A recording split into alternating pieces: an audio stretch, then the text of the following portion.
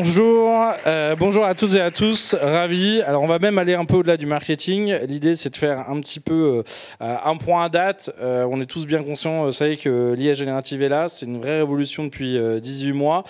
Quand on voyage à travers le monde, que ce soit au GITEX l'an passé, au Moyen-Orient, au CES, à l'NRF, à Vivatech plus récemment, on voit que partout il y a une démultiplication, il y a une explosion d'outils. D'ailleurs, vous avez un petit coucou de Vincent qui n'est pas avec nous aujourd'hui, puisque aujourd'hui il est dans un Waymo autonome à San Francisco. Il est en Learning Expedition avec le COMEX Data de la SNCF. Ils sont passés chez OpenAI hier avec pas mal de nouveautés qui arrivent. Et puis Apple, Google et pas mal d'autres acteurs la semaine qui vient. Donc c'est vrai que ça aussi c'est un point qui est important, les Learning Expeditions, aller s'inspirer, aller voir l'écosystème, aller rencontrer les solutions. En 3 slides pour résumer un tout petit peu les 18 derniers mois, ChatGPT c'est vraiment l'iPhone moment de l'IA. Depuis évidemment il y a beaucoup plus d'outils, mais ça a été vraiment ce moment où finalement l'IA générative et l'IA existaient depuis un certain nombre d'années, sauf qu'en le rendant accessible et en simplifiant les choses, on a une explosion d'acteurs. Donc les grands acteurs, on va retrouver OpenAI, Microsoft, Google, Amazon, Claude, Hugging Face, Meta avec Llama 3 maintenant, Midjourney, Stable Diffusion, Adobe Firefly, mais je pourrais citer IBM Watson X, Salesforce qui est aujourd'hui là, Grok et XAI qui arrivent avec Elon Musk, Mistral, notre licorne française, Aleph Alpha, la licorne allemande. Bref, on voit bien que chaque jour, il y a de plus en plus d'acteurs. Alors, on va dire il y a 150 gros acteurs qui peuvent financer un peu les moteurs, les foundation models, parce que là, c'est souvent 50-100 millions de dollars de coûts d'entraînement. Et puis après, on a des milliers, des dizaines de milliers de startups qui vont utiliser ces modèles pour les adapter au legal, au copywriting, à la pub. Donc on voit que on vit vraiment un moment comme l'arrivée d'Internet. Là, on est en train de parler d'outils qui vont toucher toutes les personnes qui manipulent du contenu, donc tous les métiers du tertiaire, dans toutes les grandes entreprises, les moyennes et les petites aussi. Donc c'est énorme. On ne parle pas juste de marketing, on ne parle pas juste de retail, on ne parle pas juste d'industrie, on ne parle pas juste de coding, c'est tous ces métiers qui vont évoluer et travailler différemment. Donc j'ai 17 minutes 44 pour vous présenter 10 tendances à retenir. Donc passer de l'expérimentation à la mise en production à l'échelle. Donc là, les cocos, désolé, mais il va falloir un peu accélérer. Ça fait 18 mois qu'on sait que l'IA générative est là. Si vous n'avez déjà pas encore déployé un ChatGPT privé sur tous vos collaborateurs, je ne sais pas ce que vous faites. Vous prenez Schneider Electric aujourd'hui, ils ont déployé sur 180 000 personnes, ça fait 8 mois. Donc moi, je vois encore des clients qui sont en train de me dire je suis en train de faire un test sur 22, 50 ou 300 personnes. Il va falloir accélérer. Parce que ça, c'est la brique de base. C'est vraiment avoir un outil générique de base pour permettre à tout le monde le couteau suisse de la bureautique. Office Copilot 365, on est tous un peu déçus. Je pense qu'on va attendre encore quelques mois, mais on va y arriver. Mais ça, c'est vraiment les briques transverses de base. Demain, il va falloir vraiment réfléchir au-delà des outils grand public, au-delà des outils dont je viens de parler, privés, sécurisés, transverses, c'est vraiment tous les outils spécifiques à chaque métier. Donc là, on en est vraiment à nous dire, maintenant, tout le monde est équipé, tout le monde s'est prompté, en théorie dans la boîte. Comment maintenant on va aller au marketing, au légal, au RH, à l'industrie, au service client, et dans chaque métier, réfléchir à quoi. Soit, si on n'a pas beaucoup de budget, qu'on est une petite boîte, prendre des outils sur étagère, ça, c'est déjà démarré avec ça. Soit vous avez plein de partenaires dans le hall à côté, vous avez toutes les agences qui sont là pour vous aider à fabriquer, customiser, soit en prenant des outils d'éditeurs, soit en faisant du sur-mesure, voilà, des outils spécifiques à chacun de vos métiers pour assister vos collaborateurs, pour gagner du temps en productivité, voire pour automatiser certaines choses. Et je vous rappelle un peu les 8 grandes étapes qu'on voit chez la plupart de nos clients, pas toujours dans cet ordre-là. On démarre par une acculturation, une prise de conscience du COMEX, généralement une task force pilotée souvent par l'IT ou l'INO ou le digital ou la data avec un peu de RH et de légal. On va commencer à identifier les use cases, les prioriser. On va démarrer par les use cases transverses. J'en parlais, ChatGPT privé, un outil texte ou image, du copilote. Acculturation, et donc là on a tout un tas, donc Hélène disait 10 000, mais on est déjà à 13 500 personnes qu'on a formées en 12 mois, donc là c'est vraiment emmener les managers, les collaborateurs, leur expliquer la logique de prompter, d'être assistés, les guidelines pour pas publier des choses dans les outils grand public, l'époque spécifique par métier, donc là on va commencer à faire des tests pour le legal, les RH, la vente, etc.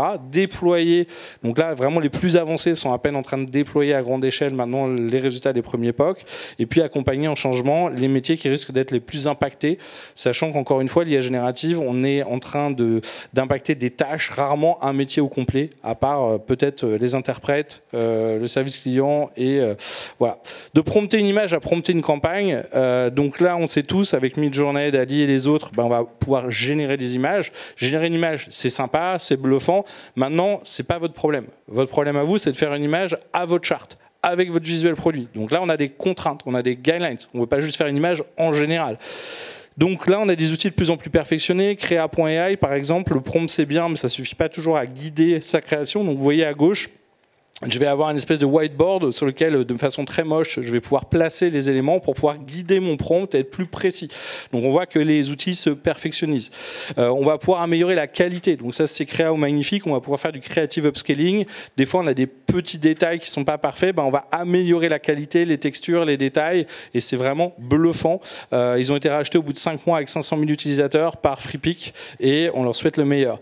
On va pouvoir mélanger des visuels déjà existants avec de l'IA générative parce que mon packshot produit, je veux pas qu'il change, mon logo, je veux pas qu'il change. Par contre, je veux le mettre en scène dans une image. Donc ça, c'est Flair.ai pour plutôt la cosmétique.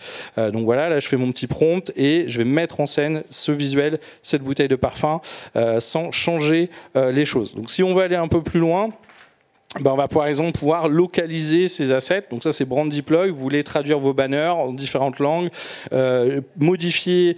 Donc là, c'est une sorte de mix un peu comme un Canva plus Photoshop plus un outil de traduction avec de l'IA générative. Et là, on va pouvoir localiser à grande échelle ces campagnes en sachant exactement où on en est, en donnant juste le contrôle à ce qu'il faut. Si on est encore un peu plus ambitieux, on va compléter sa boîte à outils. Donc là, je vous ai mis à peu près tous les outils que nous, on utilise assez régulièrement en IA générative, texte ou image. Il y en a beaucoup, du très simple, Dall-E, Photoroom. Canva a des outils beaucoup plus spécifiques, des outils où on va pouvoir en fait les entraîner avec nos styles, avec nos images, leur apprendre notre brand guidelines. Par exemple, Adobe qui vient d'annoncer des custom modèles, donc je vais pouvoir lui apprendre mes visuels. Donc là, c'est pas le Firefly de base, voilà, c'est Gen Studio qui est une offre beaucoup plus complexe. C'est demain repenser potentiellement tout son workflow marketing avec la création d'images avec Photoshop, la collaboration avec Workfront, la personnalisation à grande échelle des emails, des sites, etc. et les analytics. Donc là, on est en train de revoir toute la chaîne de production, on va dire marketing. Typeface qui était aussi présent à Vivatech qui permet de faire ça. Je vais rentrer mes personas, ma ligne éditoriale, ma charte graphique et il va être capable de me dire la vidéo d'Emmanuel qui parle aujourd'hui, je veux que tu me fasses un post LinkedIn, un post Twitter, un article de blog pour ces 3 personas en 4 langues et il va être capable d'industrialiser tout ça pour vous en respectant votre ligne éditoriale et votre brand guidelines. Donc là, on change complètement. On n'est plus en train de générer une image, on est en train de générer une campagne directement avec ces outils. 3, des outils de plus en plus spécialisés par tâche et par métier. On a tous découvert les ingrédients de l'IA générative. Maintenant, les gens sont en train de les assembler, en faire des recettes spécifiques. Donc quand on regarde en marketing com, depuis l'étude de marché, la stratégie, la création d'assets, le copywriting, l'achat média, les RP, le web design et la data, il y a de multiples outils qui permettent sur certaines tâches de gagner du temps. Et on a des outils de plus en plus spécifiques. Sur le stand de LVMH à Vivatech, par exemple, blng.ai, c'est un outil d'IA générative pour la joaillerie. Donc vous voyez, on prend l'ingrédient de base, et maintenant je vais le spécialiser avec des images de référence, avec un savoir-faire, avec une interface adaptée à un métier spécifique ou à une industrie spécifique. FancyTech qui a gagné aussi les LVMH Awards, là c'est un outil où on va pouvoir faire des visuels et des vidéos personnalisés avec vos produits. Et donc là, la personne à droite, elle porte la robe que j'avais sur fond blanc pour mon site e-commerce et ça va me l'intégrer sans l'abîmer, sans la modifier, en respectant le patron, en respectant la morphologie. Je vais même pouvoir créer des vidéos de cette modèle, par exemple, en train de me balader avec. Donc on passe vraiment de je fais des images génériques à des images spécifiques. Et puis les outils que j'utilise pour la mode, c'est pas les mêmes pour la joaillerie, c'est pas les mêmes pour l'architecture. Carrefour qui a déjà lancé, ils sont parmi nous aujourd'hui, il y a longtemps, je crois que c'était déjà il y a 1 an ou 1 an et demi, donc comme quoi il y en a qui ont vraiment avancé, et aussi parce qu'ils ont fait tout leur cycle data avant, un outil pour générer une usine à banner en fait, et une usine à spot radio. Donc je ne sais pas s'ils vont toute leur campagne avec, en tout cas ils expérimentent et ils sont en train de se dire comment on industrialise. Donc là c'est avec Google derrière, vous pourrez aller voir la vidéo. Le replay sera disponible dans 2 jours de cette session parce que je vais assez vite. Sur l'architecture d'intérieur, donc là il y a plein d'outils.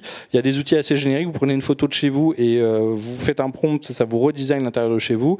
Ou si vous voulez aller de manière beaucoup plus technique, vous voulez faire un concept de magasin, vous êtes dans SketchUp, c'est un outil 3D, Vera c'est un plugin qui se met sur SketchUp qui permet de prompter et d'habiller le plan au sol ou le plan en 3D qu'on a fait. Concrètement, on peut aussi transférer des styles. Donc, on était il n'y a pas longtemps chez Shiseido, on s'est amusé avec Magnifique.ai. Donc ça, c'est un vrai concept de magasin à eux. Je vais lui dire d'appliquer le style de cette image que j'ai générée dans Midjourney. Donc là, c'est un concept que j'ai généré avec des mots-clés. Et d'un seul coup, voilà, j'ai transférer le style de mon image sur le concept de magasin. Donc je pense que le vrai responsable retail ou trade, il s'arracherait un peu les cheveux, mais en tout cas en mood board, je vais pouvoir gagner énormément de temps dans ma recherche créative. Et donc effectivement, vous voyez mon image de base à droite, mon image résultat à gauche et l'image intermédiaire. Donc vous voyez, on a plein d'outils qui chacun vont faire certaines choses spécifiques et donc je vais outiller différemment mes équipes en fonction des besoins. Vous êtes dans le juridique, LexisNexis, Lefebvre Dalloz, Gino Legaltech ou Harvey aux États-Unis, voilà, on a tout un tas d'outils qui arrivent pour écrire les contrats, pour écrire les plaidoiries, pour écrire des courriers juridiques avec les bonnes sources, avec les jurisprudences, avec les textes de loi. Donc là, on est vraiment dans... Voilà, LexisNexis, je ne sais pas si vous vous rappelez, ils vendaient des dictionnaires de réglementation. Après, ça a été un moteur de recherche les bases. Aujourd'hui, ils ont 3000 devs. Ils sont devenus un SaaS et ils ont tout intégré dans Anthropic Claude depuis plus d'1 an. Donc cette boîte est devenue une boîte AI at scale, à grande échelle, ils ont complètement pivoté. Donc c'est faisable, c'est pas évident, c'est piloté par des Américains, ça va peut-être plus vite. Udio qui est ultra bluffant pour faire de la musique, donc c'est audio, vous enlevez le A, vous pouvez lui dire crée-moi une chanson en français, en anglais, en rap, il va vous créer la musique, les paroles et il va vous créer un morceau de musique. C'est ultra bluffant, vous pouvez les tester, c'est gratuit, c'est vraiment dingue. Le text to vidéo, effectivement là on a toute une boîte à outils pour créer des vidéos, pour éditer les vidéos, pour upscaler la taille des vidéos, pour faire le fond sonore ou les effets spéciaux, voilà, ou le voice-over. Donc on voit que tout doucement, on aura peut-être un super outil demain, pour le moment c'est plein de briques et je vais les combiner. Même dans l'industrie 4.0, on commence, ça c'est chez Dassault Systèmes, ils ont des briques d'IA générative où je vais lui donner voilà, toutes mes specs de dimension, de résistance pour me créer une pièce industrielle. Peut-être qu'il y a 8 solutions différentes et si l'IA générative va me proposer 8 designs différents qui respectent ces conditions de résistance, ces dimensions. Donc eux aussi sont en train d'intégrer l'IA générative et finalement tous nos outils, tous nos éditeurs traditionnels, Salesforce, SAP et les autres sont en train d'intégrer l'IA générative dans leurs outils. La production audiovisuelle va imploser, se réinventer. À partir du moment avec Runway, Picalabs, Hyper, Sora ou Vidoo, je peux créer des images à partir d'un prompt texte. Ça veut dire que j'ai plus de casting, j'ai plus de studio, j'ai plus d'équipe de tournage, j'ai plus d'acteurs, j'ai plus de modèles, j'ai plus de stylistes, j'ai plus de make-up artistes. Donc ça implose complètement la chaîne de production. Alors on est loin encore de sortir exactement la même qualité que ce qu'on fait avec les équipes audiovisuelles, mais Sora nous montre quand même, on n'a pas pu la tester, mais on a vu les résultats avec, qu'on va arriver très rapidement à quelque chose qui est utilisable de manière professionnelle. Il y aura toujours certainement certains qui nous diront ça a été fait avec des pixels faits à la main, tournés avec des vrais gens, mais en tout cas on aura des plans dans les films, on aura dans les pubs, certaines pubs qui vont être générées uniquement à partir de prompts. Pour vous montrer un extrait de ce que Sora est capable de sortir, donc il peut nous faire l'animation, ça c'est le prompt pour nous faire une portrait de jeunes Golden Retriever en train de jouer dans la neige. Ces Golden Retriever n'existent pas, cette séquence n'a jamais été filmée, ça a été fait uniquement à partir de Sora. Donc Sora est pour le moment en train de négocier avec Hollywood avant de nous dire si on a le droit ou pas en B2C ou en B2B d'accéder à la plateforme.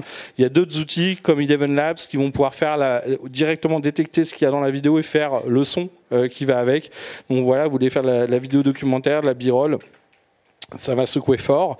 Et à South by Southwest, où on était l'énorme salon de Austin en mars, c'était Paramount qui nous disait voilà, on est complètement en train de revoir la pré-prod, la prod, la post-prod, le marketing de nos films en intégrant des briques d'IA générative. Évidemment, ça pose tout un tas de problèmes sur les copyrights, sur le futur du travail, etc. Les agences vont devoir plateformiser leur activité, les clients aussi, et les deux vont devoir repenser les tarifs de la pub. Bonne chance, vous allez bien vous amuser l'année prochaine. Vous allez avoir une certaine discussion qui va être compliquée pour tout le monde.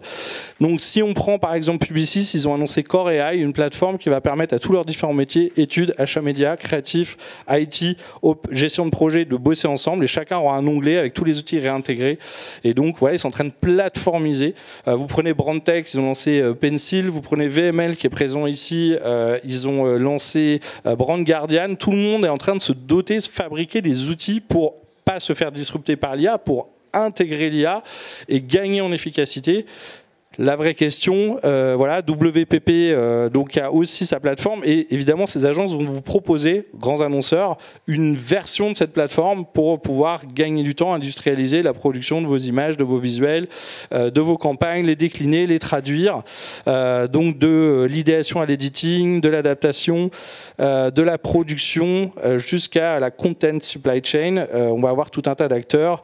Il y a des annonceurs comme L'Oréal, voilà, qui ont déjà expliquer un tout petit peu leur stratégie d'usage de l'IA générative. Alors, L'Oréal s'interdit de créer des visages ou des personnes avec l'IA générative, mais donne sinon toute la liberté à ses équipes de tester pour faire du packaging, du packshot, de la mise en avant, de la mise en scène des produits. Et donc, voilà, ils ont déjà, on va dire, acté sur la partie responsable, éthique et légale. Ils ont identifié leur use case. Ils ont déjà commencé à former leur organisation. C'est déjà très entamé. Créer une communauté interne et externe avec un écosystème, avec des deals, avec Nvidia, etc. Et donc tout ça, ça s'est fait à peine en quelques mois. Aujourd'hui, ils ont 37 use cases, ils ont fait 800 tests. Voilà, c'est juste pour vous dire, il y a des acteurs qui sont en train d'accélérer très, très, très fort. J'en vois d'autres qui ont à peine débuté la prise de conscience. Donc ça va faire une énorme différence à 2 ou 3 ans. Déjà, il y a ceux qui ont fait leur stack data qui va leur permettre de leverager l'IA et l'IA générative. Ceux qui ne l'ont pas fait, bonne chance, ça va prendre 5 ans. Et après, il y a ceux qui sont en train de capitaliser dessus. Et donc, cette idée, c'est pas de remplacer l'humain, hein, c'est de garder cette créativité humaine, mais de l'augmenter, et puis d'utiliser la technologie pour automatiser certaines tâches, personnaliser à grande échelle, pour aller plus loin. Et l'éléphant dans la pièce, et je jette la pièce à personne puisque c'est une conversation complexe dans le sens où jusqu'à maintenant tous vos appels d'offres côté agence et côté annonceur s'étaient faits autour de TJM, qui est certes un peu caricatural, mais au moins ça faisait une devise de comparaison des différentes offres, des différentes agences qui avaient le mérite de pouvoir comparer les choses. Demain, si on se dit qu'on peut faire une image en 10 secondes, alors après ça a pris peut-être beaucoup de temps pour arriver à cette image en 10 secondes, comment on reparle des tarifs? S'il y a un gain dans la production, comment on partage ce gain entre l'annonceur d'un côté, entre l'agence de l'autre? Et donc c'est pas simple, puisqu'on n'a pas trop le temps de se poser ni l'un ni les autres pour réfléchir au modèle, et là je pense que ça va peut-être se gérer plus au niveau de la filière. Les métiers du service client, des call centers et du business process outsourcing vont muter. Donc, on a Salesforce. Alors maintenant, ça s'appelle plus Service GPT. Toute la gamme qui était Einstein GPT s'appelle Einstein One. Ils ont 6 briques, donc pour le service client, pour le CRM, pour l'e-commerce, pour le marketing. Enfin, ils ont vraiment tout un tas d'outils. D'ailleurs, ils ont Dreamforce en septembre. Je pense qu'il y aura pas mal d'annonces. Voilà, là, on va être assisté. Donc, ça va dans la base de connaissances pour pré-rédiger une réponse à la demande client. Et donc, c'est mon opérateur qui est assisté, qui gagne du temps, qui va finaliser les choses. On voit que les chatbots clients, Carrefour était dans les premiers, d'ailleurs, allaient tester leur chatbot Oplas sur le Drive, qui est assez bluffant. On voit que tout le monde est en train de mettre une nouvelle génération de chatbots avec eAdvice, avec GPT-4, avec tout un tas d'acteurs pour améliorer le service client. Klarna, alors eux, ils ont fait fort et ils ont un peu choqué tout le monde en disant on a viré nos 700 personnes au support humain et ça marche vachement mieux avec l'IAGN. Bon, moi, pour parler quand même avec beaucoup d'annonceurs, tout le monde me dit ça marche bien pour certaines choses, pour une partie des questions. Alors soit Klarna est plus smart que tout le monde, bon, soit des fois on utilise un peu l'IA pour trouver des excuses pour virer les gens. Bon, ils ont économisé 40 millions de dollars, on verra si ça tient ou pas. En tout cas, ce qui est sûr, c'est plutôt la complémentarité de l'IA et de l'humain. Il y a les moments où on est fermé avec le call center, il y a les moments où on a des pics d'appels qu'on n'est pas capable de gérer ou des pics de demandes. C'est mieux d'avoir une IA que rien. Après, effectivement, ça sera peut-être pas la même chose pour les gens du luxe. Et puis là, on va arriver au callbot. Voilà un exemple avec Bland.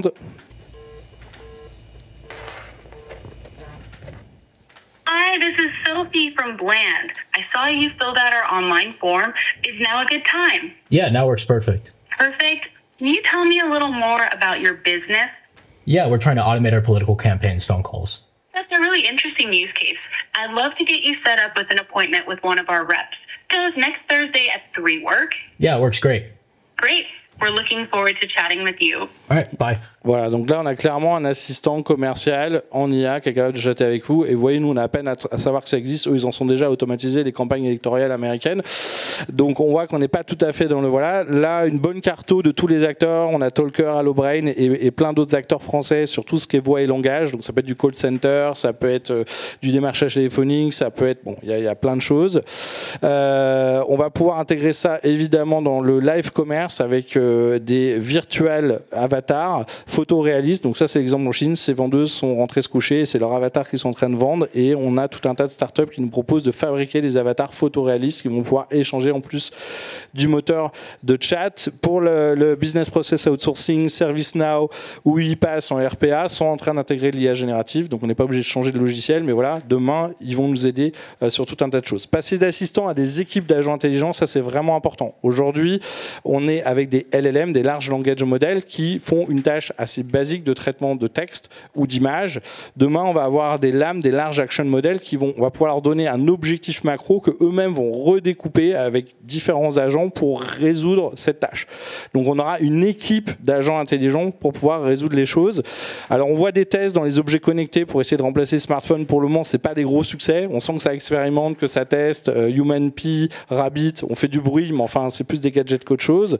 J'aime beaucoup cette expérimentation pour vous expliquer la logique d'agent de Benoît Raphaël qui fait Flint, qui est un expert en IA. Donc il s'est dit tiens, je veux écrire un roman, mais mon challenge ça sera de n'écrire aucune ligne moi-même.